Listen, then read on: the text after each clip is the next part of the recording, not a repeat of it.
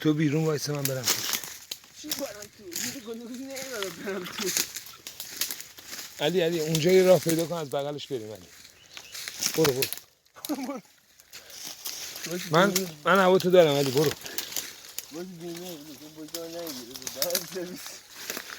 تنابه رو نیاوردی علی؟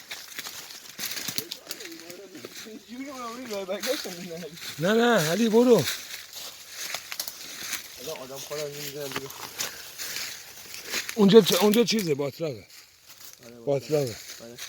اینجا باید یه راه باشه. اینجا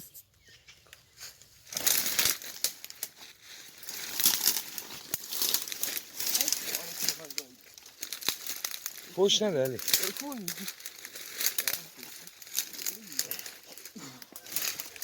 باطلاقه نکن. آره خیلی قشنگه. مسعود جان مادرتون ببینی بلد بزن.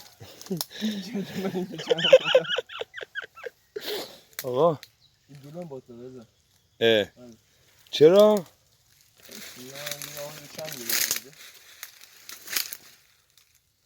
پولانیو نمیبینی؟ گم شدیم تو جنگل ها. علی برو سمت رودخونه یه جوری برو.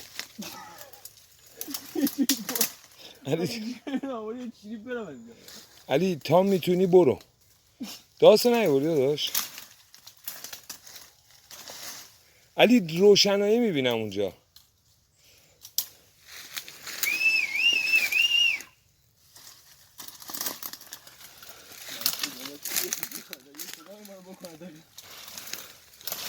سویش دست خودته؟ آره خدا رو شکر. اگه تا الان ننداخته باشمش. بس ببینم تو جیبم هست اصلا. چرا علی؟ علی دیگه راه برگشت نیست. به والله قسم یه جور راه پیدا کن علی.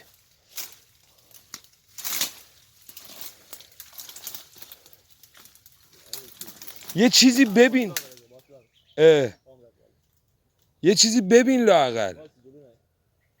باطلاقه؟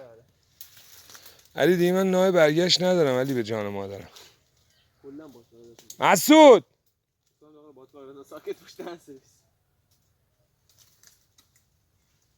بیا بابا ردی بابا. دو قدم راه دیگه بابا بیا.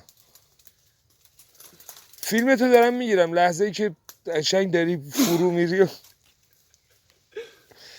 این فیلم دوست خانومم خب باعث مرگم آقا رضا کریمیه لااقل. دیگه من خب من برم. آقا وایسا